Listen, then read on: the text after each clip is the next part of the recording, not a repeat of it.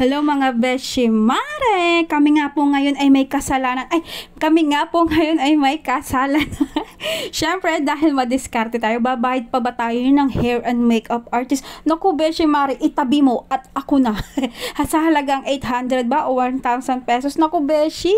Naku, kayang-kaya natin yung diskartehan. At dahil artist naman tayo na ako lang ang nakakaalam, itabi mo at ako na. Bumili ng halang ako dito ng rollers sa halagang 80 pesos at nagkulang pa nga dahil nga makapal nga ang buhok ng ating client na ito. Beshi mare, sa katakutan ko nga kung anong kalalabasan ay gabi pa lang ginawa ko na para sure ball tayo dito. Bahala na nga kung anong pwesto ang pagtulog. Tiis ganda muna tayo, beshi mare. At ngayon na nga ay 10:54 na mag-11 na ng gabi. Ay naku, beshi mare. At kunwari pagtapos magtulog-tulugan, ay pak, ganun. At eto na.